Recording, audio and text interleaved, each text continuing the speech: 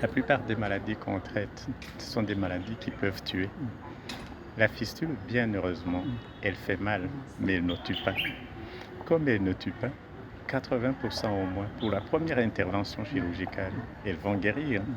Mais c'est des gens qui rapportent énormément, qui quittent la mendicité pour produire. Et chaque dollar investi en retourne 3.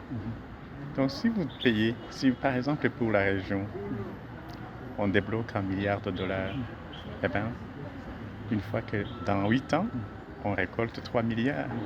Donc ça vaut la peine.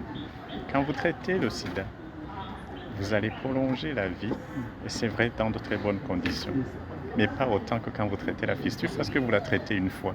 Voilà. Alors que le VIH, par exemple, ça va être une maladie chronique dont on ne connaît pas forcément l'issue.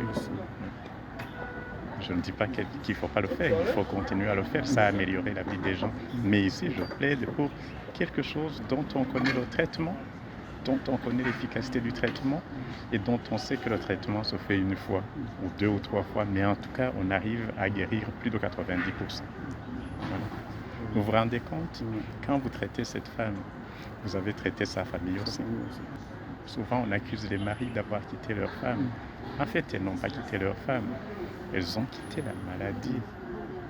La maladie, les gens qui ne savent pas quelle est l'odeur que ça dégage, cette maladie. Les gens qui ne savent pas comment cette femme devient le comportement parce qu'elle est malheureuse. Donc, vous avez aussi entendu l'histoire de la dame qui n'a pas voulu que son mari revienne. C'est parce qu'elle a souffert. Mais le mari, manifestement, ne la détestait pas. Il détestait la maladie. Donc, dès que vous guérissez la maladie, mais vous ramenez la personne dans le circuit, vous traitez aussi les proches qui étaient affectés.